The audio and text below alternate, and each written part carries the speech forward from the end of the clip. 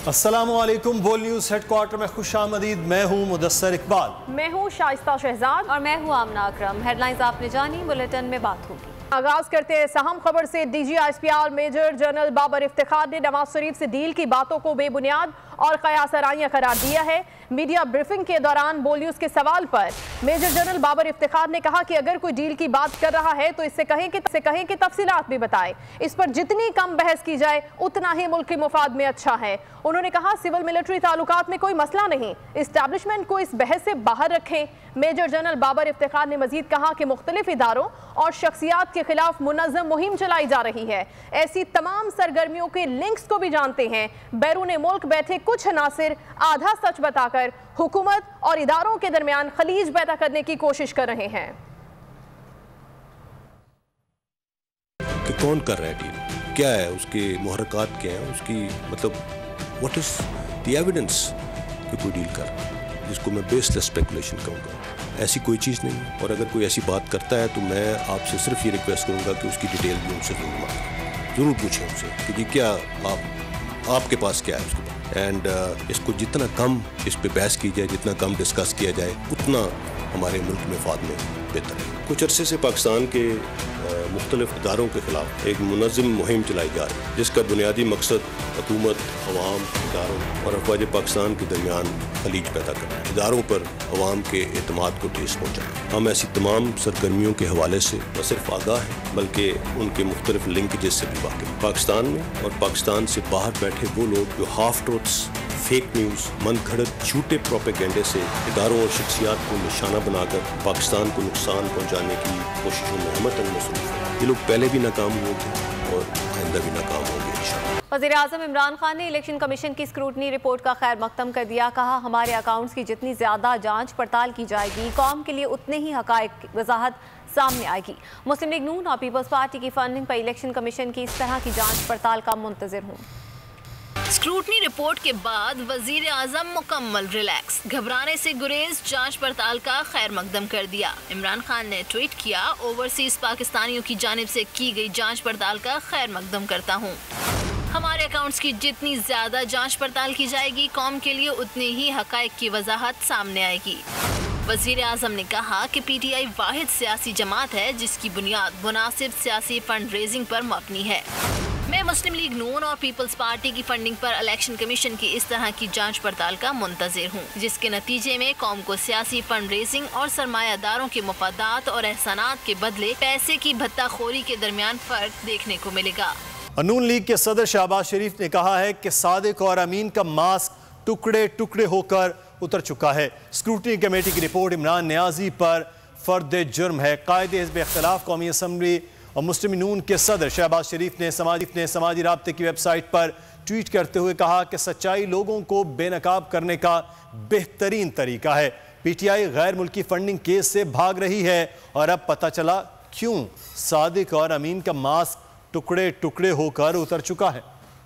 मरियम नवाज ने वजीर आजम पर तनकीद करते हुए कहा हिसाब किताब का वक्त आन पहुंचा है। समाजी राब्ते की वेबसाइट ट्विटर पर वजीर आजम इमरान खान का बयान को रीट्वीट करते हुए मुस्लिम लीग नून की नायब सदर ने कहा कि अच्छा तो फिर 7 साल से धौंस और ताकत के जरिए केस को चलने क्यों नहीं दिया, क्यों इतने साल राह फरार इख्तियार करते रहे और फिर मिन्नतें करते रहे कि रिपोर्ट रिलीज ना की जाए। अपने बयान में मरियम नवाज ने कहा पागल समझ रखा है लोगों को, जो बोलोगे मान जाएंगे।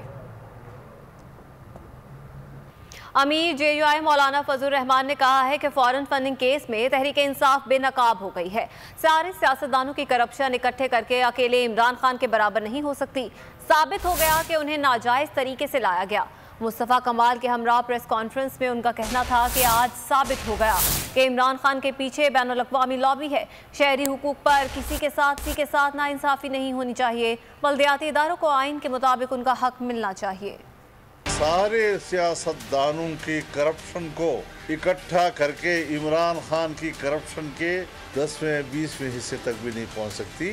जलसे में कहा था कि बाकी तो अफराद के बारे में सवाल है कि उन्होंने चोरी किया या नहीं की, इसका तो पूरा टब्बर चौर है। तो आप एक लफ्ज़ कहीं से सुन लेते हैं और उसको आप उठाते हैं, आप इसको क्यों नहीं उठाते कि चोरी छुपी क्यों रिकॉर्डिंग की जा रही है। चारों सूबों में जो भी निज़ाम हो वो आइन के मुताबिक होना चाहिए, कानून साजी हो तो वो आइन के मुताबिक होनी चाहिए, बल्दियाती मेंबरान के इख्तियारात हों तो आइन से मुतसादिब नहीं होना चाहिए। सूबा सिंध में जमीयत उलमा इस्लाम और उनकी जमात आपस में राब्ते में रहेंगी, इस पर इत्तेफाक हुआ है। इलेक्शन कमीशन की स्क्रूटनी कमेटी की रिपोर्ट से इमरान खान का करप्शन से आलूदा भयानक चेहरा सामने आ गया। बिलावल भुट्टो सरदारी ने फिर वजीर आजम पर तनकीद के तीर चला दिए। कहा, करोड़ों रुपए दीदा दलेरी से खुद बुर्द करने वाले सेलेक्टेड वजीर आजम दूसरों को करप्शन के ताने देते हैं। इमरान खान को जबरदस्ती का ईमानदार साबित करके कौम पर मुसल्लत किया गया। अब हिसाब देने का वक्त आ चुका है। बिलावल भुट्टो जरदारी ने इमरान खान पर तनकीद के तीर चला दिए। एक बयान में बिलावल भुट्टो जरदारी ने कहा कि तबाह हाल मुल्क की मईशत पीटीआई हुकूमत की करप्शन का सबूत है। इमरान खान ने नाम नेहाद करप्शन मुहिम की आड़ में मुल्क लूटा। इलेक्शन कमीशन की स्क्रूटनी कमेटी की रिपोर्ट में इमरान खान का करप्शन से आलूदा भयानक चेहरा सामने आया। इमरान खान ने सच बोलने का हल्फ उठाकर पीटीआई के बैंक अकाउंट्स इलेक्शन कमीशन से छुपाए। करोड़ों रुपए दीदा दिल्ली से खुर्द बुर्द करने वाले सिलेक्टेड वजीर आजम दूसरों को करप्शन के ताने देते हैं। इमरान खान को जबरदस्ती का ईमानदार साबित करके कौम पर मुसल्लत किया गया। अब हिसाब देने का वक्त आ चुका है। नून लीग गुमराह करना छोड़ दे, दूसरों के अकाउंट्स के बजाय अपने खुफिया अकाउंट्स की तफसील बताएं। नून और पीपी ने इलेक्शन कमीशन से अपने अकाउंट्स छुपाए। नून लीग के अकाउंट्स में 62 करोड़ की रकम कहां से आई? अकबर एस बाबर मुस्लिम नून के इजी लोड हैं। बेनज़ीर भुट्टो ने भी नून लीग पर उसामा बिन लादेन से रकम लेने का इल्ज़ाम लगाया था। वज़ीर ममलिकत फ़र्रुख हबीब कहते हैं, नून लीग वालों की इंग्लिश कमज़ोर है, उन्होंने रिपोर्ट में पढ़ा ही नहीं कि इसमें फ़ॉरेन फंडिंग का तज़किरा तक नहीं है। फ़र्रुख हबीब का कहना था कि नवाज शरीफ ने सियासी फंड रेजिंग का तसव्वुर दिया, वो पाकिस्तान को लिमिटेड कंपनी के तौर पर चलाना चाहते हैं।